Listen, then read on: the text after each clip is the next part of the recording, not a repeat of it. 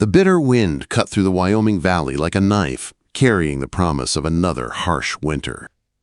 Ethan Rollins stood on the porch of his sprawling ranch house, watching the sun sink behind the jagged mountains that bordered his 5,000 acres. At only 32, he was already the wealthiest rancher in the territory, owner of the largest cattle operation between Cheyenne and the Montana border. Yet as the golden light faded, all he felt was the hollow ache of a man surrounded by everything except peace. Inside, the house hummed with the small sounds of evening, pots clanging, footsteps on the wooden floors, the faint voices of servants preparing supper. By frontier standards, it was a grand home, 2 full stories of timber, real glass windows, and rugs imported from Denver. It had everything money could buy. Everything except the laughter that used to fill it. "Mr. Rollins, sir?" The timid voice came from the doorway. Ethan turned. It was Clara Bennett, the new maid who'd arrived 3 weeks ago from Ohio. She was maybe 20, with wheat-colored hair pulled into a neat bun and soft gray eyes that never quite met his. Her plain brown calico dress was simple but spotless, and she held a shawl around her narrow shoulders against the chill. "Yes, Miss Bennett?" "Supper's ready, sir. Mrs. Henderson said to tell you it's beef stew tonight, with fresh bread."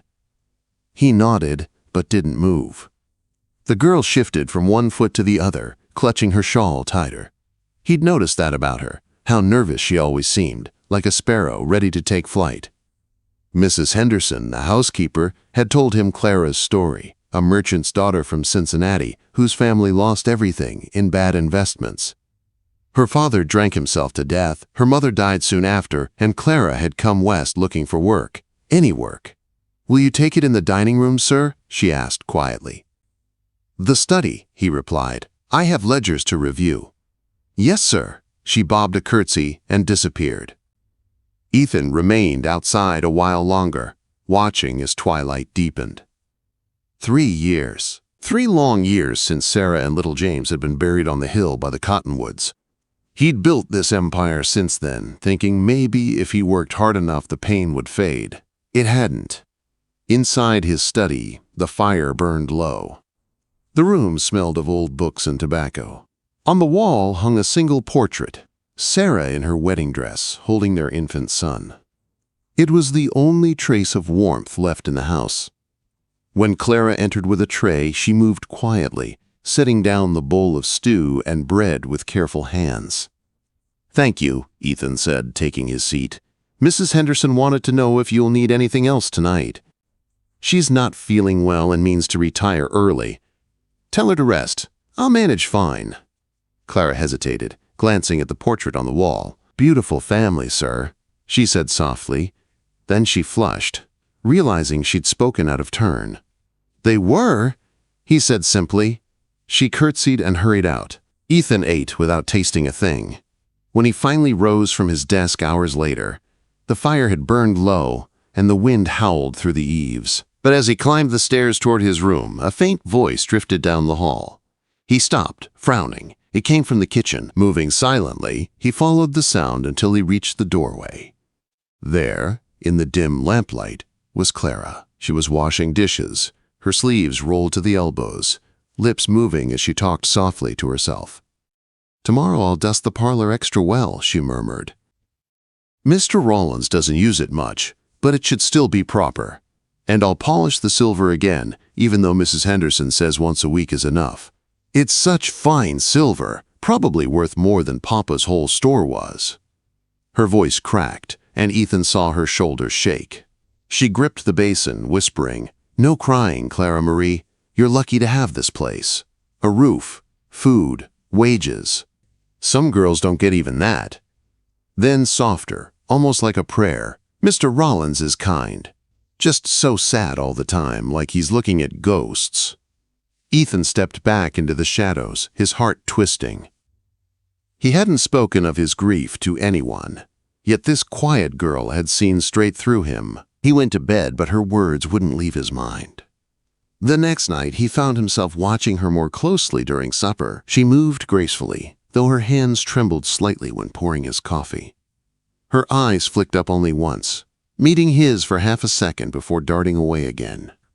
After the meal, he surprised her by speaking. "Miss Bennett, how are you finding your position here?" She blinked, startled. "Very well, sir. Mrs. Henderson's teaching me everything I need to know." "And your room? Comfortable enough?" "Oh, yes, sir. It's lovely and warm." For the first time, she smiled, just a small one, but real. "Good," he said. "If you need anything, speak to Mrs. Henderson." "Yes, sir. Thank you."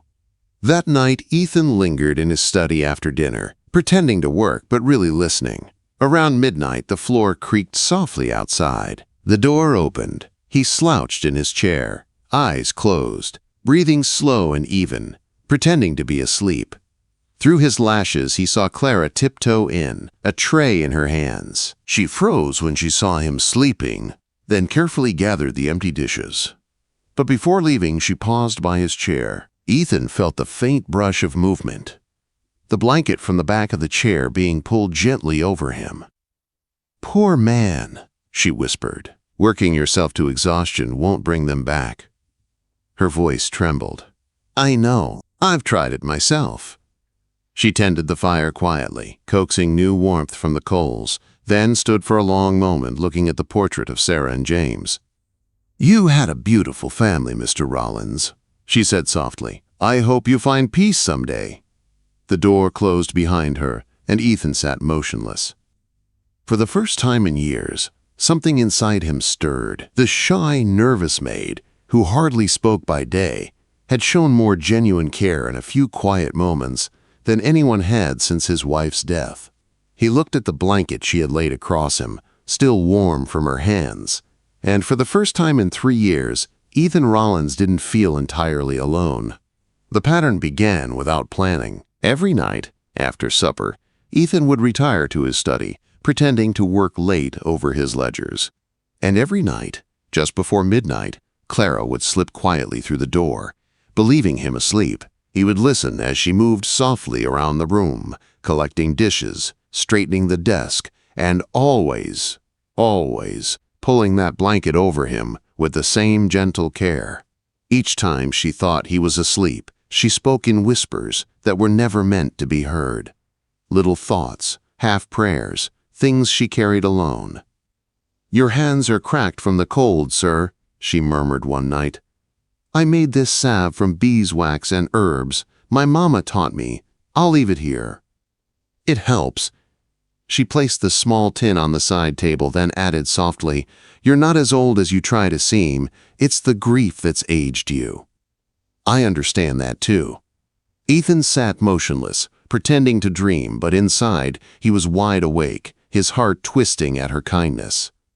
He had thought his pain invisible, yet, somehow, this quiet girl saw straight through him. By the 5th night, he was no longer sure whether he stayed awake to test her or because her nightly visits had become the only thing that made him feel alive.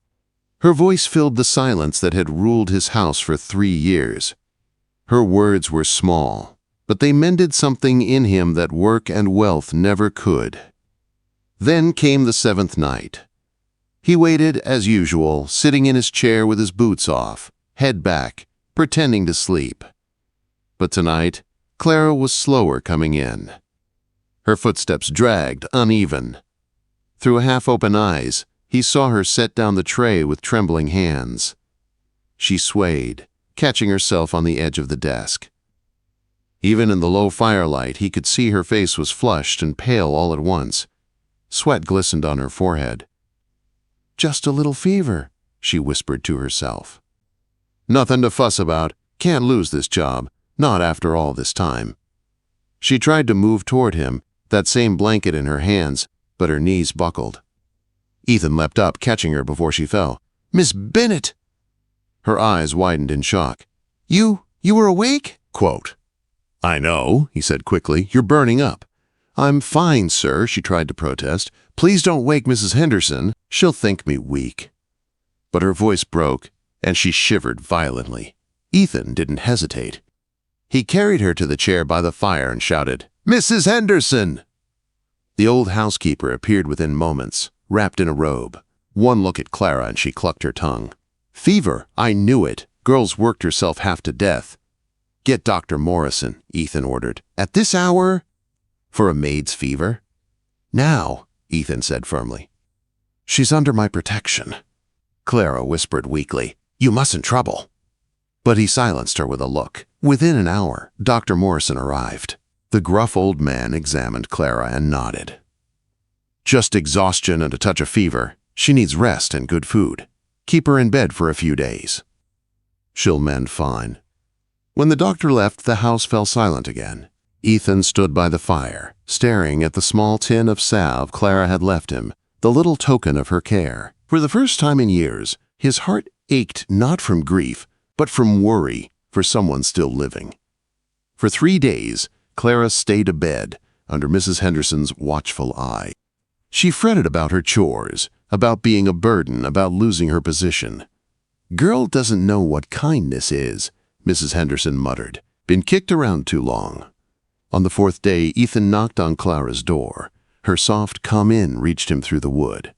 She was sitting up in bed, sewing a tear in her worn dress. At the sight of him, she flushed and dropped the fabric. Mr. Rollins, I'm not dressed proper. You're ill in your own room, he said gently. Proper doesn't matter. He sat down in the chair beside her bed. How do you feel? Much better, sir. I'll be back to work tomorrow, I promise. You'll rest until Dr. Morrison says otherwise. He paused. Miss Bennett, I owe you an apology. Her brow furrowed. For what, sir?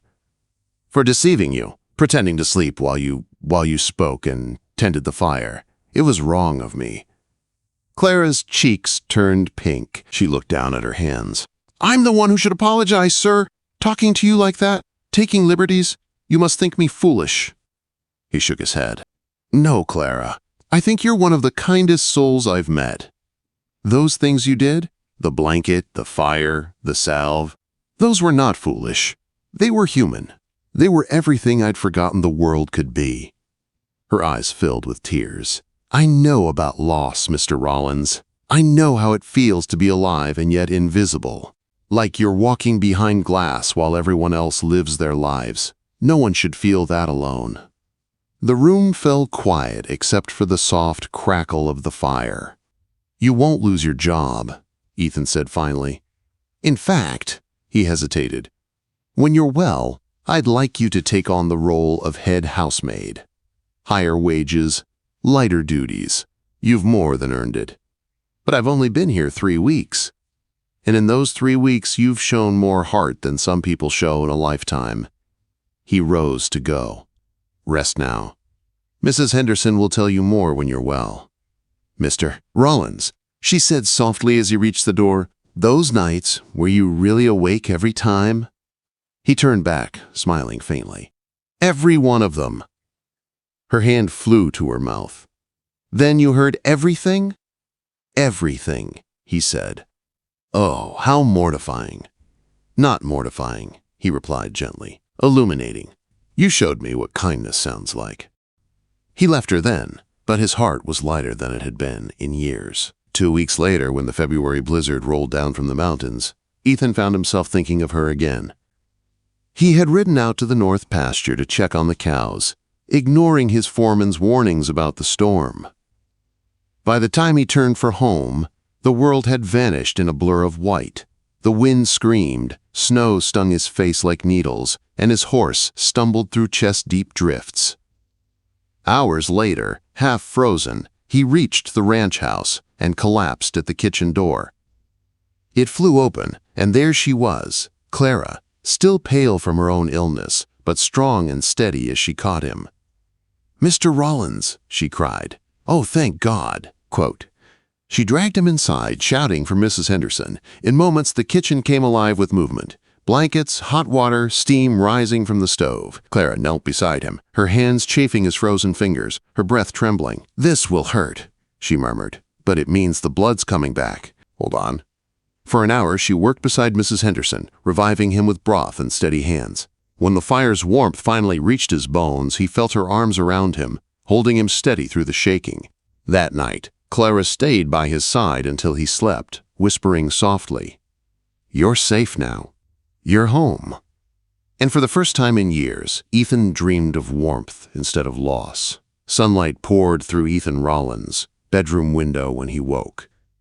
The world outside sparkled under fresh snow, and for the first time in weeks, the cold didn't seem cruel. Clara was there by the hearth, adding a log to the fire, her movements quiet and steady. He cleared his throat. "Clara." She spun, startled, then smiled. A soft, shy smile that lit up her face. "You're awake. How do you feel?" "Like a man who owes his life to his housemaid," he said. His voice came out rough, but warm. "I just did what anyone would have done." "Not everyone," he replied. "You saved me." She blushed, brushing her hands on her apron. "Mrs. Henderson and I took turns through the night. You were so cold, sir, I didn't think we'd get your color back." He tried to sit up but winced. "And you stayed?" "Yes," she said softly. "I couldn't leave you." Ethan studied her face, the faint circles under her eyes, the way she twisted her fingers when nervous. She'd risked her own health to keep him alive. Gratitude filled his chest, but so did something deeper, something he hadn't dared feel in years. "Clara," he said quietly, "thank you, truly." Her eyes lifted to his, gray and shining. "You don't need to thank me. I'm just glad you came home." Days passed, and Ethan recovered. Clara was always near, bringing food, tending the fire, reading softly from old books she found on his shelves. Her laughter, gentle and rare, began to echo in the halls that had known only silence. Then, one March afternoon, trouble found its way to the ranch. Ethan returned from a ride to hear shouting in the kitchen. He hurried inside to find one of the new ranch hands, Jake Thornton, leaning too close to Clara. She stood, pressed against the wall, her hands trembling as she clutched a mixing bowl like a shield. "Please, Mr. Thornton," she said. "Let me pass." "Aw, don't be like that," the man drawled, just being friendly. "That's enough." Ethan's voice cut through the room like a whip. Thornton straightened, his face darkening. "Boss, we were just talking."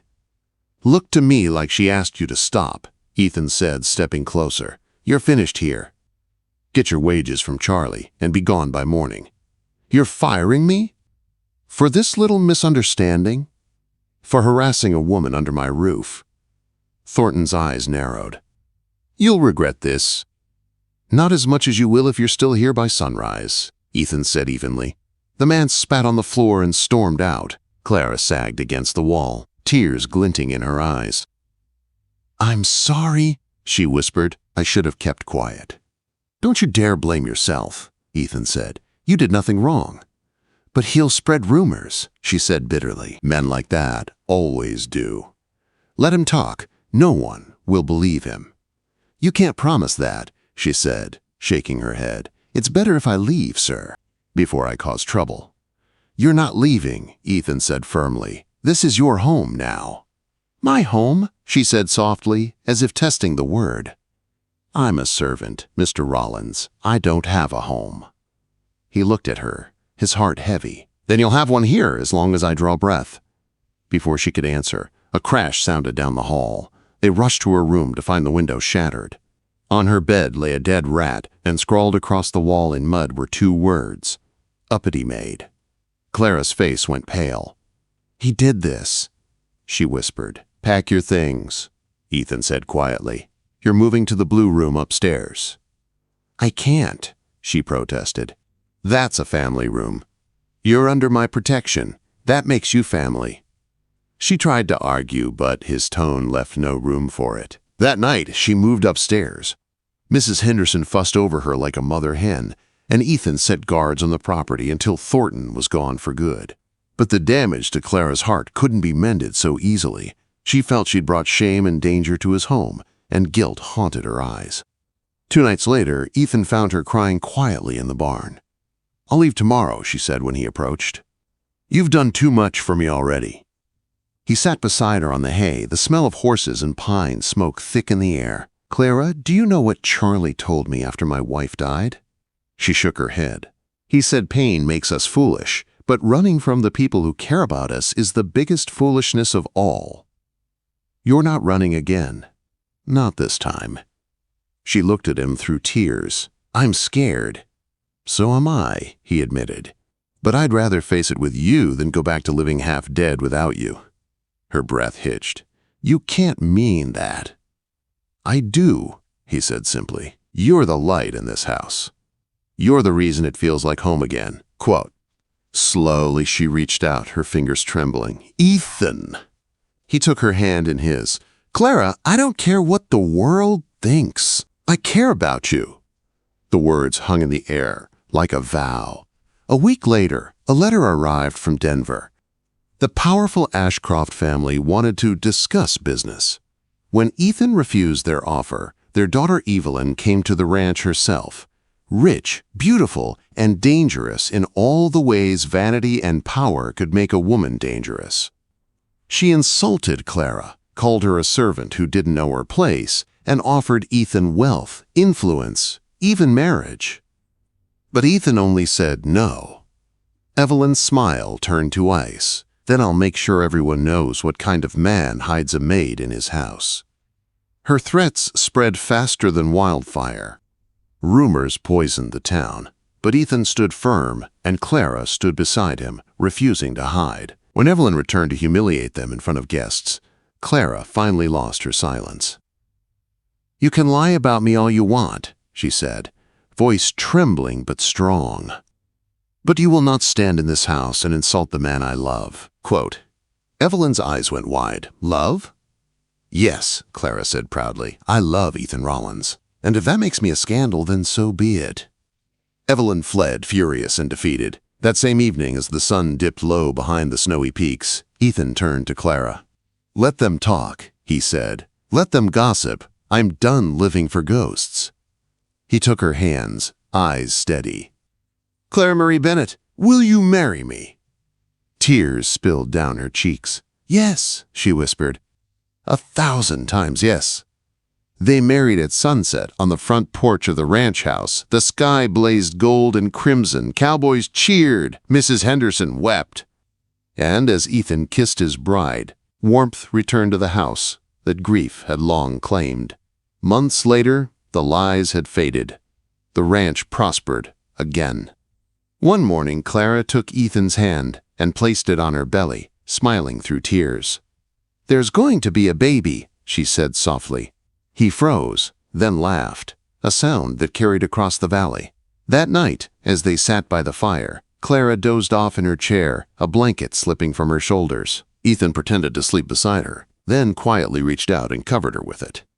And when she whispered in her dreams, "Sleep well, my love," he finally understood what peace felt like. In a house that had once been cold and silent, warmth had returned. For good.